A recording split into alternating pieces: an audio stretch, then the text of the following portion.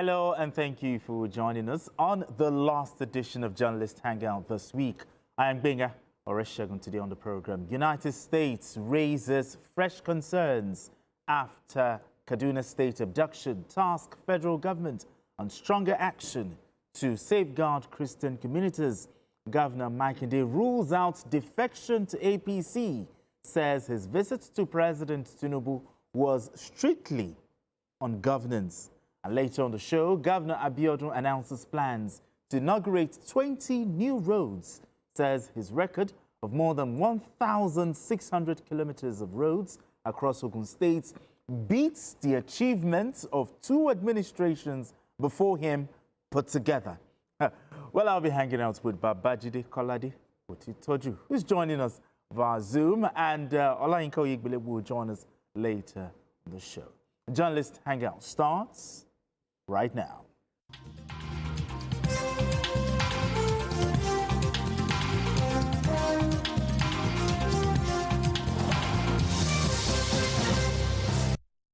Now let's begin the conversation. Many Nigerians were relieved when the United States struck terrorist enclaves in Sokoto State last December with the hope that the security partnership would improve Nigeria's fight against insurgency.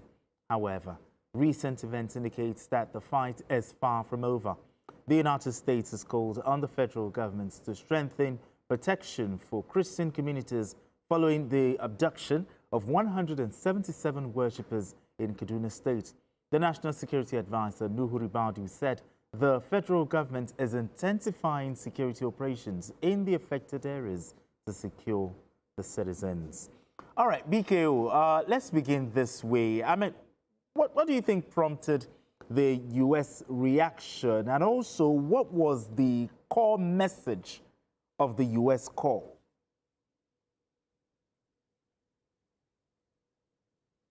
You know, to the Americans, any attack on a Christian community, on a Christian gathering by bandits must be in continuation of what they see as an existential threat to Christians in Nigeria. I read some of the comments, and sometimes I just ask myself that, is it not the same country, or are they talking about a different country? To them, these attacks are simply acts of terrorism meant to stop Christians from practicing their faith. But banditry is not terrorism. Banditry, as it is practiced in our country, in the far north, is designed simply to make money off the victims. I've talked about a distinction between a terrorist group and a bandit group. The difference is clear. But to the Americans,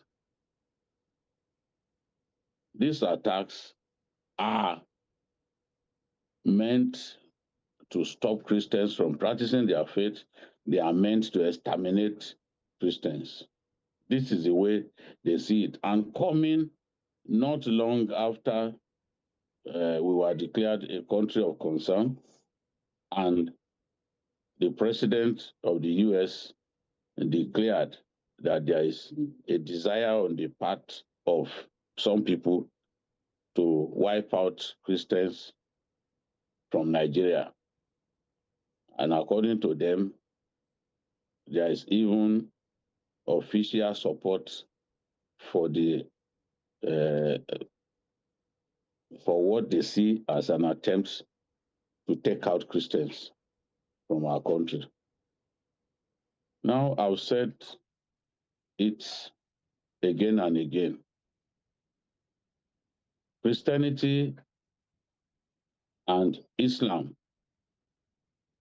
is practiced in our country almost equally. Neither of these religions has an overwhelming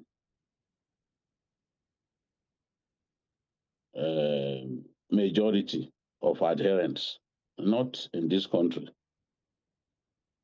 The Nigerian South is dominated by Christians, while the North is dominated by Muslims. As we have Muslims in a few states of the South in good numbers, we also have Christians in good numbers in some states of the North, states like Gombe, Taraba, Kwara, Benue, Plateau. They are all part of the 19 states of the northern Nigeria, and they have tremendous Christian population. So no religion can wipe out the other in our country. Let's put that one aside. No religion, whether it is Islam or Christianity, can wipe. Hello, BK, are you there? Okay. All right. While we're waiting for us to reestablish connection with BKO, we have Olayinka Oyegbile joining us. Olayinka, thank you so much for joining us. Thank you. Right here It's a pleasure to be here. So we're looking at the situation in the far north and also the U.S. reaction and the core message. But since this incident happened, 177 Christians, how will you analyze, the response of the government so far since this incident happened?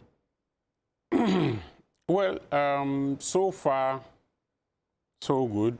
But one of the first things I would like to mention was that when it was first reported, I watched it live on news where the governor, the police commissioner, and the local government chairman said there was nothing like that. What I would have expected them to do that day was, we have heard and we have not confirmed. But categorically, the three of them said there was nothing like that. And all these things, the governor of Kaduna State has been doing very well, but in this case, he dropped the ball entirely. He should have said, we have heard about it, or we have not heard. But he categorically, the three of them with the local government chairman and the police commissioner denied that it never happened. But be that as it may, with the U.S. reaction, Yes. I think for now, what the federal government needs to do that is very, very important and crucial. Look, in all these cases, when things happen like this, you sit down and ask yourself, what is going on? There are some people, one, in or outside Nigeria, who want trouble to break out in Nigeria.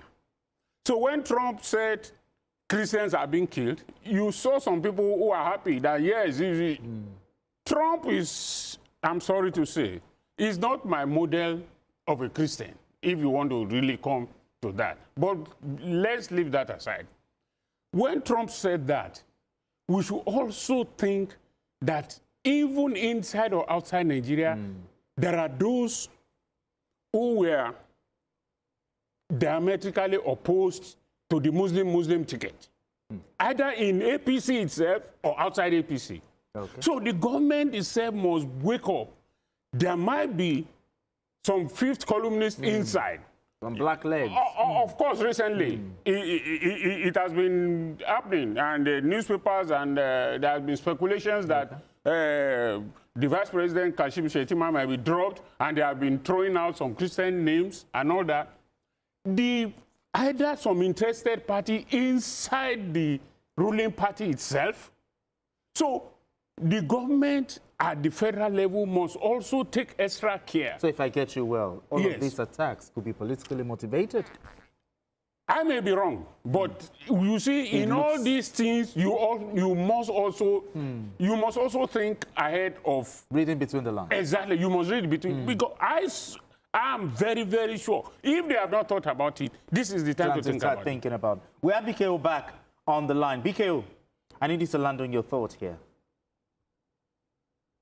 Yes, I made the point that neither of the two dominant religions in our country can wipe out the other. So Trump and co should stop thinking that there is a desire to exterminate Christians from our country. And bandit attacks are meant to make money. It's just the desire of those guys to make money. They are not triggered by any ideology at all. A good number of them are enemies. They are not Muslims, you know.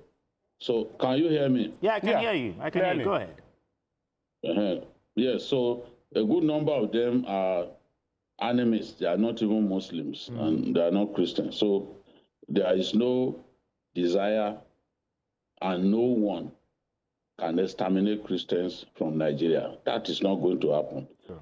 In a million years, it can't happen. So, but the pattern, these attacks, targeting Christian worship centers, we've seen it happen in Kogi, we've seen it happen in Kwara, usually along the border between Kwara and Kogi. And then we've seen it now happen in Kaduna State, in Kajuru, which is an area dominated by Christians. But it still doesn't mean that these attacks have religious correlation. It's just sheer opportunism on the part of the bandits.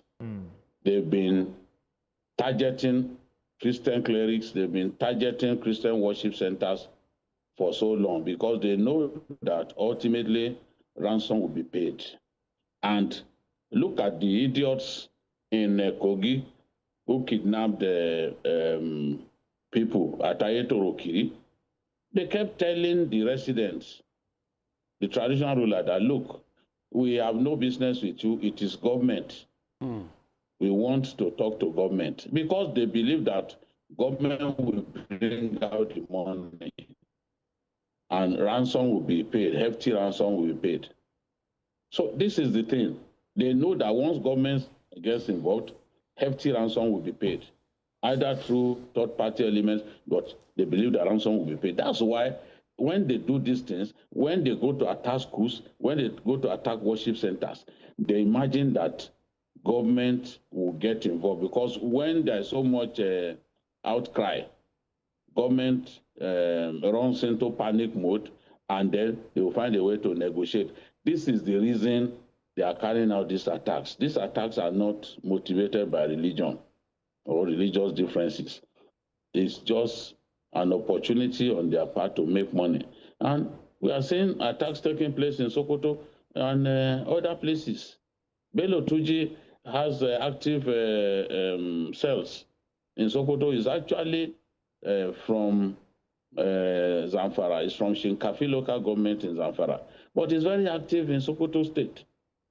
And in Sokoto, where he's very active, the bulk of his victims are Muslims. An overwhelming majority of his victims are Muslims. We are seeing bandits moving now from Katsina into Kano that have been relatively peaceful. They are moving into border towns, the borders between Katsina and Kano. They are moving into Kano now. And who are the people that they are kidnapping? It is the Muslim. So I understand the concern of the Americans. It is valid. Christian communities, just like Muslim communities, need to be protected. Yes. But these guys also target remote communities. It is impossible to put soldiers on ground in every corner of our country. No. It's just not practicable. No. Even the largest army in the world cannot protect every inch, or every blade of grass in their country. So this is the thing. They deliberately target this area because they want to carry out their operations without resistance. And they know that it is in those remote communities where you don't have police stations, where there is little or no presence of government, that they can get away with this kind of attacks. So it is unfortunate, but it reinforces the need for our government to come up with a strategy. I just read now that there may be an all-out war against these people. We don't need to tell them. This is what I've talked about for years. There's no solution to this than a total war. A total war that kills them to the last man. What are we talking about? We've seen it done. It was done in Sri Lanka. It was done in Algeria. They crushed them. We know where their outdoors are. I personally have interviewed bandits at least on 2 occasions. People will remember the videos. I still interviewed bandits in January last year in Giwa local government area of Kaduna State. So if as a person, as a journalist, I know where bandits hibernate, where they stay, how can anybody highly placed in Nigerian security not know where they are? Okay. So it's a total war that we want. We don't want stories. It's a total war. We take the battle to them, we annihilate them. They are not bigger than the states. No man can be bigger than the states. Yes. Okay, BK, I mean, just a last take, but can we realistically, win this fight against insecurity without state police? Well, at the risk of saying a total no or yes, I think we need people who understand every terrain. When we talk of state police, it should not, we are not talking of a state police that is made up of only indigents. Okay. State police means people who live in those communities. For instance, if you talk of state police in Lagos now, it does not mean it has to be only Lagosians or Southwesterners. No.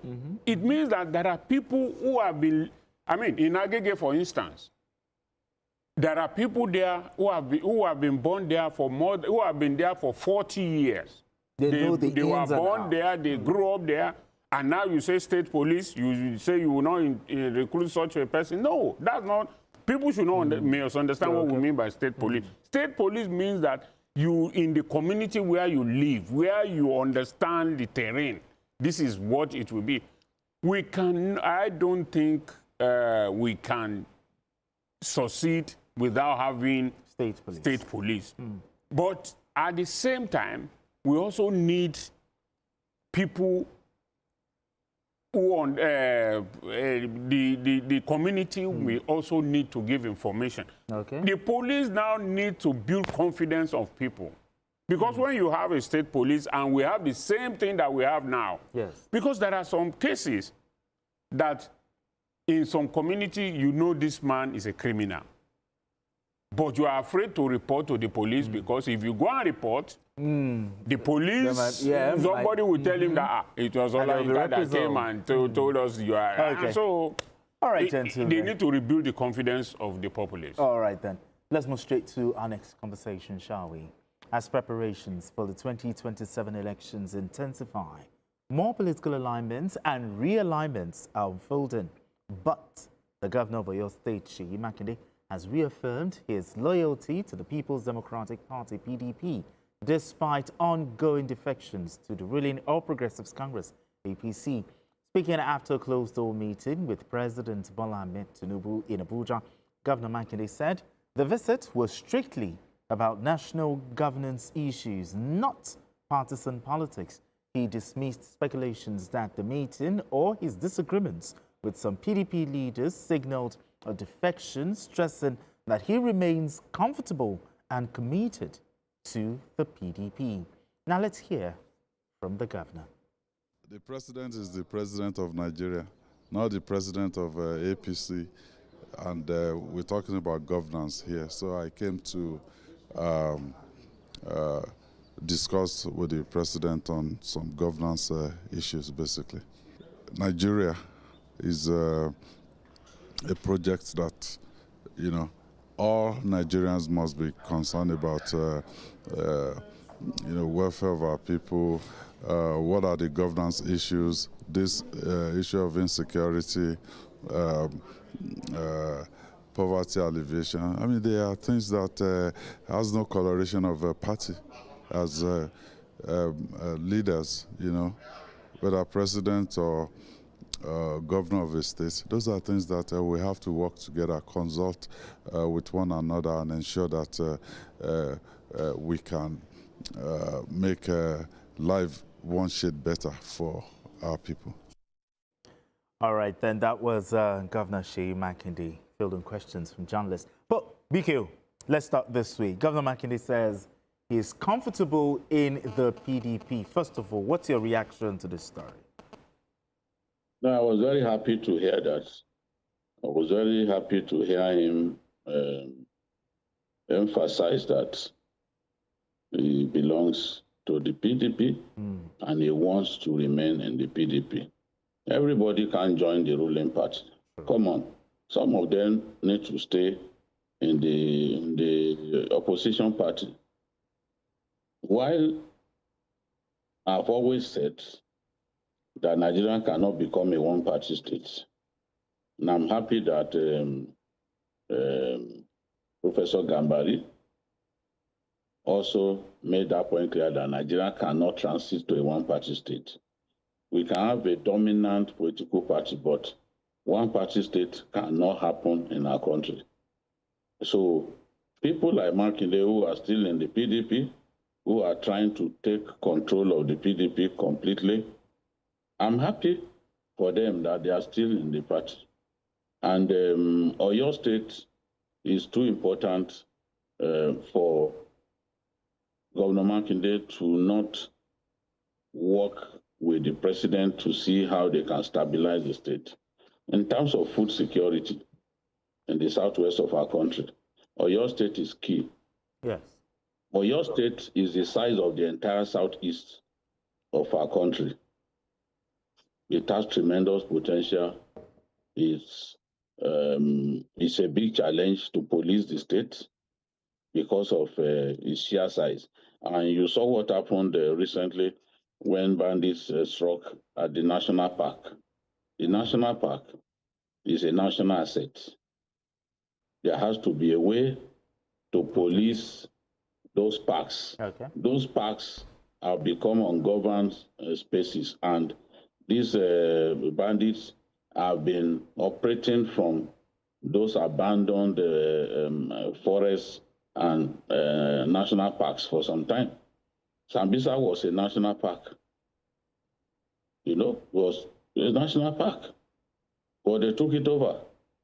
So Governor Makinde must have gone to discuss security and other issues. And I'm happy that after a long time, he's visiting the president again, because for so long, he stayed away from Aso Rock. He was not even attending meetings. He would rather send his deputy, because he felt that he did not get a good deal from the president. I talked about that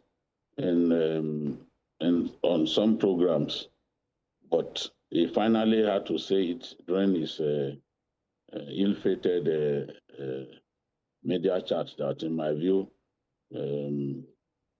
amounted to shooting oneself in the foot. So there's nothing wrong in visiting the president, and every time a governor visits the president, people shouldn't see it simply as an attempt to join the APC. All governors should not join the APC. It makes no sense for all governors to join the APC. Some have to stay with their party and fight it out. That is what makes democracy such a beautiful. Exactly. Yes. So they don't all have to be there. So I agree with Makinde that the fact that I went there does not mean he wants to report to the APC. All right then. Okay, the conversation continues, okay, but we need to pay some bills. We'll go on this quick break, and when we return, the conversation continues. Don't go away. This is the Journalist Hangout.